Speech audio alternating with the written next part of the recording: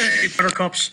Sorry for running over in class today without time to adequately explain what it is that we're doing tonight for homework. But this is going to be important as we begin to learn the effective writing process for honors American history.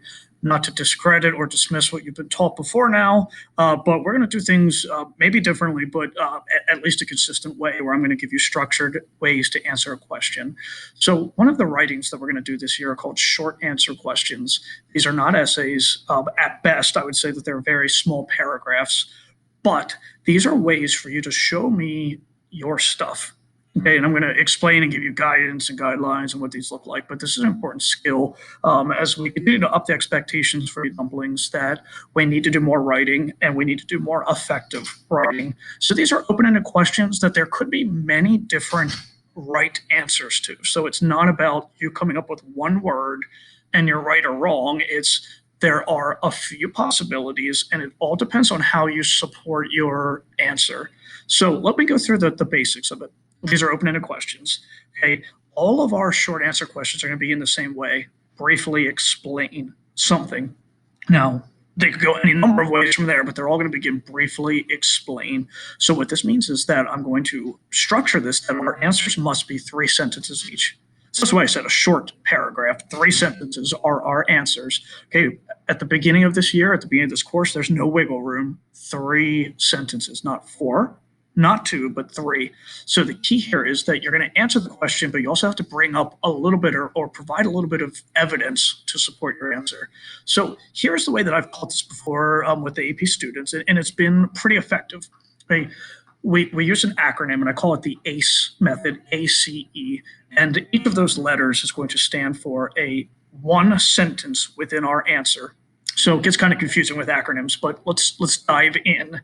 The letter A of this acronym means our first sentence is answer the darn question. Okay, be direct, be specific, no evidence, no frills, no nothing. I want you to directly answer whatever question is asked. So look at my example.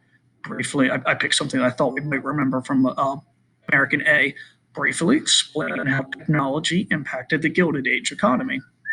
Many different ways that we could answer this question, but the key is briefly explain how. So I've given us the first sentence. A, I'm answering the question as directly as possible. Technology impacted the Gilded Age economy by allowing for faster and cheaper production. Full stop. Okay, that's my first sentence.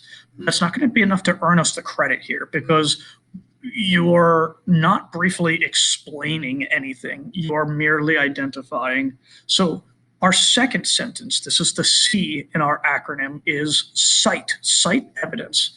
Provide a piece of evidence, a definition or an example to support what it is that you just said in the first sentence. Here's where you do want to be specific. So I'm adding one here. I have the first sentence, technology impacted the Gilded Age. Now I'm getting a little bit more specific. An example would be how Cornelius Vanderbilt's rail lines would allow for quicker shipments, blah, blah, blah, blah, blah. So I'm now bringing up evidence to support the idea that I know that technology did impact the Gilded Age economy. So it's the second sentence of our answers where we're showing our historical knowledge. And then the last sentence is an acronym E, ACE, answer, cite, explain, elaborate, expand. This is a tough one to explain, but this is where you show me that your evidence supports the answer. It's taking your answer above and beyond. You're explaining it further, you're elaborating, you're expanding, you're showing me that you understand its significance.